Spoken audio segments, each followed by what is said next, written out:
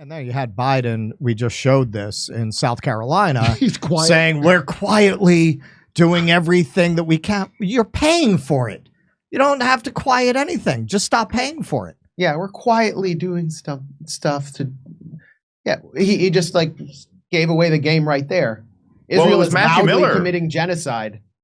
It was Matthew Miller who gave away the game to you, Max. I mean, we covered that on our show when you first grilled him. This was, I think, a couple days after October 7th. And he said, we are going to handle disputes with Israel in private, meaning we are going to settle any disagreements we have with how they're doing this with your money away from the public eye. And what we've seen since then has been totally consistent with what he said. Oh, yeah, we're very disturbed by the death of the journalist in Lebanon. We'll look into that. That was already almost 3 months ago. No follow-up on that. Jabalia refugee camp. Oh, yeah, no, we're very upset by the loss of civilian life. Wolf Blitzer went on the air. He grilled the IDF guy. What happened here? Why did you? So you knew there were hundreds of civilians were going to be killed, and you did it anyway? Yeah, no follow-through on that. It seems like they're just buying time until Israel can execute whatever their pardon the phrase, final solution may be. So we've seen the North totally emptied out. Now we have an overcrowded South. We hear reports that they're looking for countries to take the people who they have crowded into the South, even though the narrative at the beginning of the war was nobody wants them. Now all of a sudden that they want to get rid of them. Well, we're in talks with people who want them, right? To have everything changes, right? So what is your prediction? Like, how much longer is this bombardment going to last, and what is their end game? Is their end game to just take the North, as in Israeli flag in the ground? Because we heard from Anthony Blinken, it was reported today, that he wants the people to be able to go back. Go back to what? There's nothing there. Right. And as far as the people in the South, what do you see is going to happen to them, and how long will this violence last? Like, how much longer will this and can this go on? Well, the Israeli military has failed in all of its military objectives in 3 months. It's failed to eradicate Hamas. It's failed to compel the people of Gaza to turn on Hamas. It's failed to capture any hostages. It's succeeded in killing some hostages who were begging them to take them away.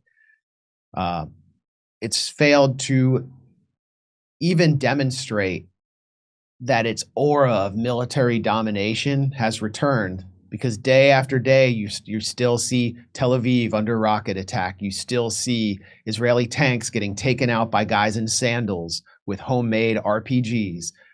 You're seeing soldiers die, officers dying day after day. So Israel's military command has called for this war to basically continue throughout 2024, which will be a political disaster for Biden. It could also be a political disaster within Israel. I mean, you have protesters outside Netanyahu's residence and the Israeli Knesset calling for new elections, and the crowds are growing. Netanyahu is increasingly under pressure. Israeli society is becoming destabilized. Its economy is being wrecked. You have thousands and thousands of men who work jobs, who are serving in as reserves, and they're not unable to come back to work. So there's so many factors that could disrupt and prevent Israel from continuing this operation for another year. You look at what happened in South Carolina today.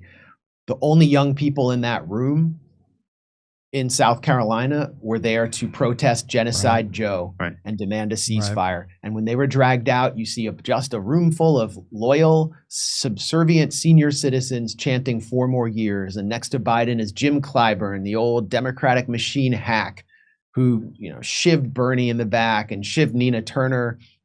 That's all Biden really has. But the problem for Biden is he's going to decide at some point that Israel's unable to achieve its objectives. The genocide is just so ugly that it's destroying American leadership on the world stage. Who's going to pay for his campaign? Because the Democrats, like the Republicans, depend heavily on pro-Israel money. And you can look at what just happened at Harvard as a microcosm of the 2024 presidential campaign and who really calls the shots in American politics. It isn't the young activists who are shutting down airports and bridges and tunnels in New York. It's the billionaire class.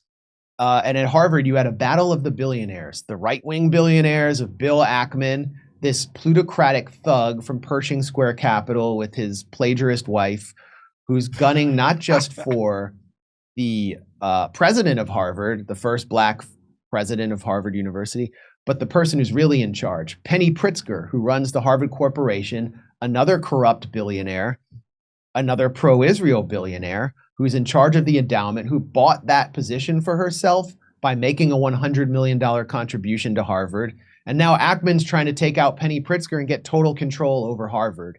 That's Trump versus Biden right there. Penny Pritzker supporting Biden. Bill Ackman's going to support Trump or whoever the Republican nominee is. And he's also supporting RFK Jr. on the side. And so that's who Biden's accountable to. He doesn't care about anybody else.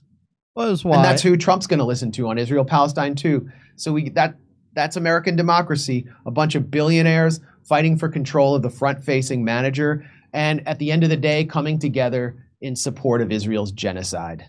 Well, that's why very often you'll see people who consider themselves anti-establishment who will align with people like Elon Musk, and it's just it's just such a phenomena of oligarchy. It's the peasants picking which lord they are in service to. Pick your favorite demigod. What's the problem? Right, exactly. I like Liza Dwozga, by the way, has a whole bunch of Ukraine flags and of course she does. Of course she does. The Nazis of Ukraine that we support. That's my favorite part, is watching that whiplash. Come see us do a live stand-up show. We'll be in Venice, California, Palmdale, California, Omaha, Des Moines, Milwaukee, Lansing, Bend, Oregon, Portland, Oregon, Seattle, Washington, Boston, Massachusetts, and we're going to Europe. Do you live in Europe? We're going to be there. Go to jimmydore.com for a link for all those tickets.